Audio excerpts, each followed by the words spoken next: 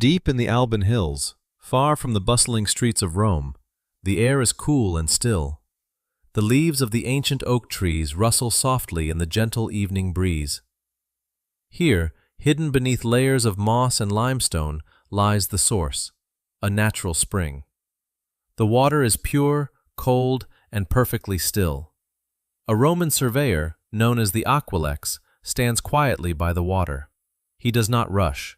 His movements are slow, deliberate, and calm. He kneels by the edge of the pool, watching the water rise from the earth. It is a silent, eternal rhythm. He holds a long wooden staff, measuring the depth. In his hand, he carries the chorobates, a long wooden leveling device. He pours water into the groove of the instrument, watching the water line align perfectly with the wood. The ground slopes, but only slightly, just enough for a slow, continuous journey toward the city. Everything is balanced. Everything is at peace. Down in the valley, the stonemasons are at work. The sound of their tools is rhythmic, like a steady heartbeat. Tap, tap, tap. It is not a loud noise, but a soothing, repetitive cadence that echoes softly through the valley. They work with travertine limestone, carved from quarries that have rested for thousands of years. Each block is cut into a perfect rectangle. The stone feels cool to the touch, smooth beneath the workers' hands.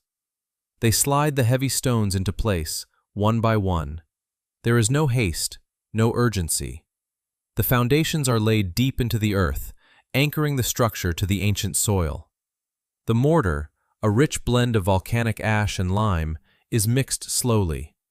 It smells of stone, rain, and the deep earth. As it cures, it becomes a permanent part of the landscape, ready to stand for centuries. Tap, tap, tap. The rhythm carries into the twilight. As the path of the water moves across the open plains, the great stone arches begin to rise against the darkening sky. The arches are identical, repeating over and over again into the horizon. A beautiful, hypnotic symmetry. Wooden scaffolding cradles each arch as it is built. The keystone, the very center of the curve, is gently lowered into place. Once the keystone rests, the arch becomes perfectly stable. The wooden supports are slowly removed, and the structure stands on its own, strong and elegant. The channel on top, the specus, is lined with a thick, waterproof plaster. It is smooth as glass. This is where the water will rest as it travels. The stone channel is covered with flat stone slabs to protect the water from the heat of the sun and the dust of the wind. Inside the channel, it is dark, cool, and perfectly safe. The construction is complete, and the water begins its long, quiet journey. It flows through the dark stone channel, high above the valleys, carried only by the gentle pull of gravity. It moves at a steady, unchanging pace. It does not rush. It does not splash. It simply glides. Miles away, the city of Rome is settling into sleep. The oil lamps are being extinguished one by one. The streets are empty and quiet. The water reaches the great brick distribution tower, the Castellum Aquae. From here, it flows into lead and clay pipes, spreading softly beneath the streets.